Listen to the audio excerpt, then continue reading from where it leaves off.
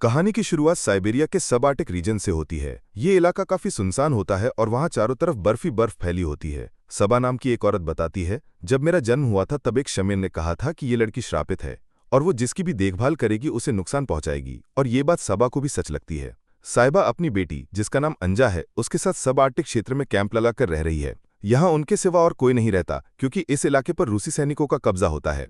साइबा पहले अपने कबीले के लोगों के साथ रहती थी, पर किसी कारण वो अपनी बेटी के साथ एक दूर इलाके में आ गई और समय समय पर ये लोग अपना कैंप बदलते रहते हैं ताकि रूसी सैनिकों के हाथ न लगे। यहाँ के ठंड और बर्फीले माहौल में जिंदा रहना बेहद मुश्किल होता है।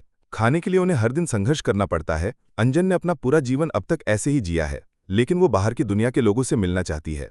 उन्होंने कुछ कुत्ते भी पाल रखे हैं ताकि शिकार में मदद मिल सके, पर उनमें से एक कुत्ता बीमार पड़ गया होता है, इसलिए साइबा उस कुत्ते को दर्द से मुक्त करने के लिए उसका गला काट के मार देती है। इसके बाद साइबा और अंजन अपना सामान लेकर बोट से नई जगह ठहरने की तलाश में निकलते हैं। उन्हें आगे जाकर कुछ रूसी सैनिक दिखाई देते हैं जहां रेलवे ट्रैक पर निर्माण का काम चल रहा होता है। साइबा और अंजन उन्हें देखकर बहुत डर जाती हैं। उनकी किस्मत अच्छी होती है, रूसी सैनिक उन्हें नहीं देख पाते और दोनों वहां से जल्दी से निकल जाते हैं। काफी देर तक सफर करने के बाद वो एक ऐसे इलाके में पहुंचते हैं जहां उन्हें कोई ढूंढ नहीं सकता। उनके लिए ये जगह एकदम उपयुक्त होती है। इस जगह तो आर्टिक टुंड्रा कहा जाता है। अब वो दोनों यहीं रहने का फैसला करते हैं और अपना टेंट लगाते हैं। फिर वो दोनों टेंट के अंदर सोने चले जाते हैं। पर साबा को नींद नहीं आती और वो अपने पास रखे हुए भेड़िए के पंजे को देखकर अपने पास्ट को याद करने लगती है। साइबा पहले अपने कबीले के लोगों के साथ रहती थी, पर कबीले के लोगों को लगता था कि साइबा श्रापित है और अगर वो उनके साथ रही तो उनके साथ कुछ बुरा होगा, इसलिए साइबा को गांव से निकाल दिया गया। साइबा जब जंगल में भटक रही होती है तब उसकी मुलाकात एक रेंडियर जनजाति के आदमी से होती है। वो आदमी साइबा को अपने कबीले में शामिल होने को कहता है। साइबा उसकी बात मानकर उसके साथ चली जाती है और उसके साथ रहने लगती है। जल्दी दोनों एक दूसरे से प्यार करने लगते हैं। कुछ समय बाद वो आदमी साइबा को यही भेड़िए का पंजा देता है। उसी समय साबा को प्रेजेंट में शमीन की बात याद आती है, जिससे वो प्यार करेगी या ख्याल रखेगी वो बर्बाद हो जाएगा। ये सोचकर साबा डर जाती है। अगले दिन जब साइबा अपने कुत्ते के साथ शिकार की तलाश में जाती है तब उसे एक आदमी देखता है जो बुरी तरह से घायल होता है।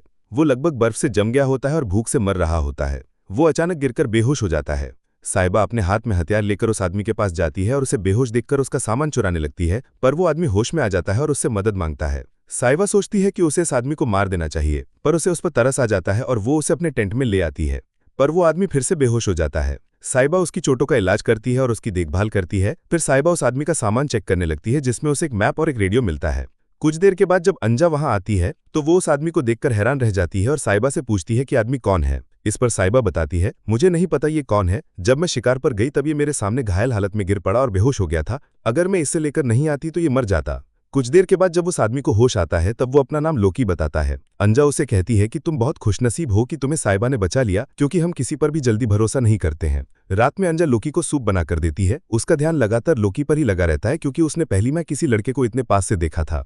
कुछ दिन के बाद जब लोकी पूरी तरह से ठीक हो जाता है तब वो अंजा और साइबा के साथ नाव में बैठकर शिकार पर जाता है। लोकी कहता है कि तुम लोगों की वजह से मेरी जान बची, इस एहसान को मैं कैसे चुकाऊं। इस पर साइबा कहती है कि जब हमें किसी चीज की जरूरत होगी तब मैं तुम्हें बता दूंगी। लेकिन अंजा मुस्कुराते हुए कहती है, रेंडियर का शिकार करके लाओ। लोकी कहता है, मैं वादा करता हूं अगर मुझे रेंडियर दिखा तो मैं जरूर उसका शिकार करूंगा। फिर ये लोग नाव से उतरकर बर्फीले इलाके में जाते हैं जहां उन्हें एक सील दिखती है। साइबा उसका शिकार करती है और फिर वो लोग वापस तंबू में लौटते हैं। रात में साइबा और अंजा सील का मांस काटकर कच्चा ही खाने लगती हैं, क्योंकि साइबा एक ट्राइब से थी और वहां मांस इसी तरह से खाया जाता था। ये बात लोकी को बहुत अजीब लगती है और वो मांस पकाकर खाता है। फिर लोकी अपना रेडियो अंजा को दिखाता है और उसमें म्यूजिक चला के सुनाता है।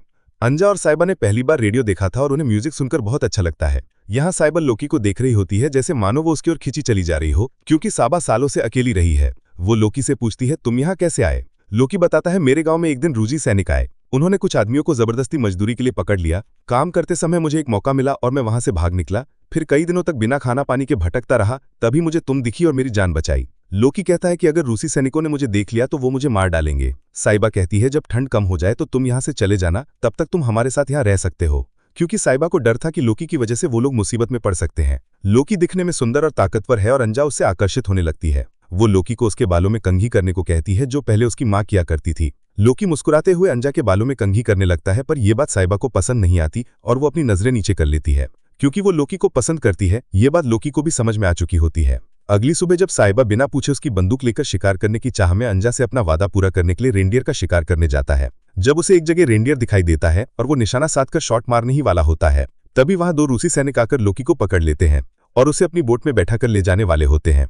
पर लोकी अपना चाकू निकालता है और चालाकी से एक एक करके दोनों रूसी सैनिकों को मौत के घाट उतार देता है। फिर उनका सामान लेकर टेंट में वापस आने लगता है। यहाँ साइबा अंजा से कहती है कि तुम्हें लोकी से बात नहीं करनी चाहिए, तुम उसे अभी तक ठीक से जानती नहीं हो। लेकिन अंजा साहबा की बात सुनने से इनकार कर देती है। तब गुस्से में साइबा टेंट से बाहर निकल जाती है। तभी लोकी सोल्जर का सामान लेकर आता है। वो उसे कहती है कि मुझे तुमसे थोड़ी जरूरी बात करनी है।